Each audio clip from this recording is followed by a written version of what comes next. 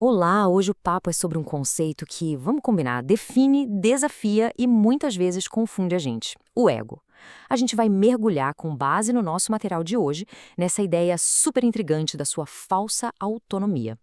E para começar, já vamos direto para uma pergunta que dá um nó na cabeça. Pensa só, se a mente e o ego parecem muitas vezes a mesma coisa, como é que um pode ter criado o outro? A questão central é essa: como a mente pôde ter feito o ego? Para a gente conseguir desenrolar essa ideia, nosso caminho vai ser esse aqui. Primeiro, vamos investigar a origem do ego, para sacar o que ele realmente é. Depois, a gente entra no mundo de escassez que ele constrói e na crença na separação que o alimenta. Daí, a gente vai ver qual é a alternativa, a tal da mentalidade certa, que vai nos levar ao nosso último ponto.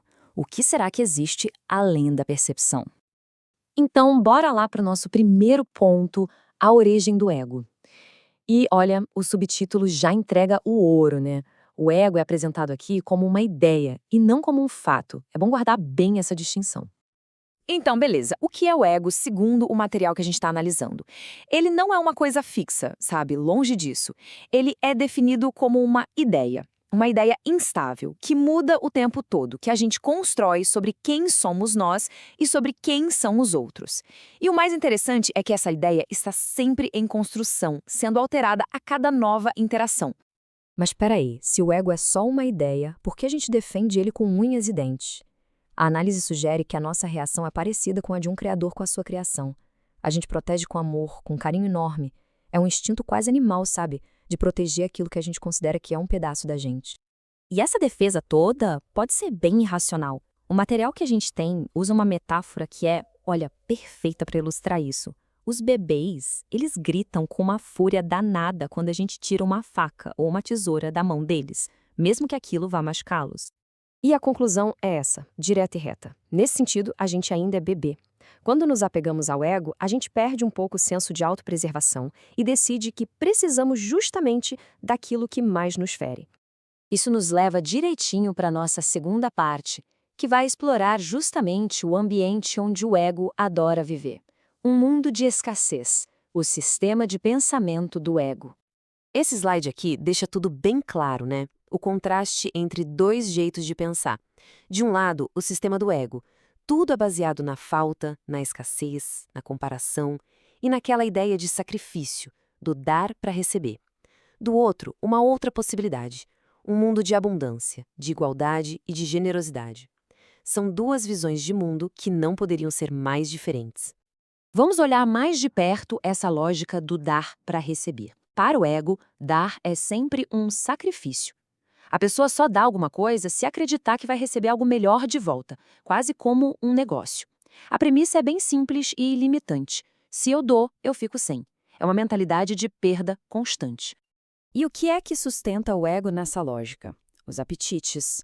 E aqui apetites é muito mais do que só fome ou sede, tá? São todos os mecanismos que o ego usa para receber, que no fundo representam essa necessidade constante que ele tem de se confirmar, de provar que ele é real.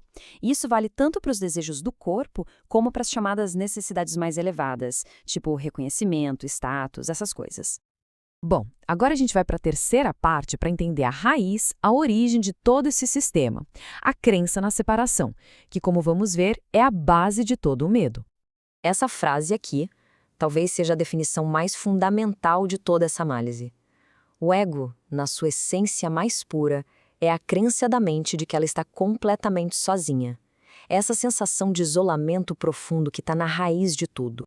E o que essa crença na solidão acaba gerando? Um medo imenso. A partir daí, o ego costuma reagir de duas formas principais. Ou ele parte para o ataque, tentando se mostrar mais forte que os outros egos, ou ele tenta se unir a outros, buscando uma identificação para aliviar aquela sensação de estar sozinho. Ambas as reações são descritas como bem frágeis. E para conseguir se sustentar, o ego cria uma verdadeira mitologia pessoal. O ponto de partida da história dele é o nascimento físico. A trama central é a eterna luta pela sobrevivência. Os poderes especiais dele se baseiam no que o texto chama de mágica, que é a crença de que ele pode controlar o mundo para satisfazer as próprias necessidades. E o fim inevitável dessa historinha? A morte física. Ok, então existe alguma alternativa para tudo isso? A análise que a gente está fazendo aponta que sim.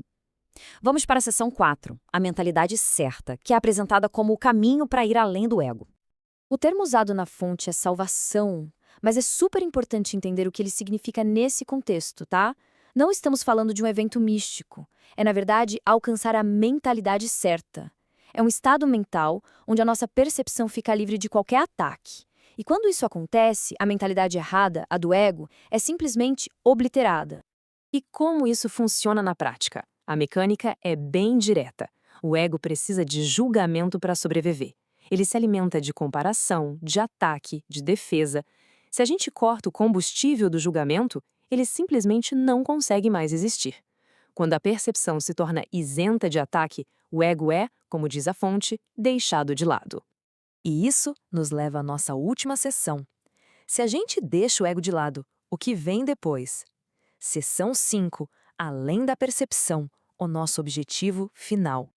Esse ponto aqui é bem sutil, mas é crucial. A mentalidade certa ou a percepção certa não é o destino final, mas sim uma ferramenta, um degrau.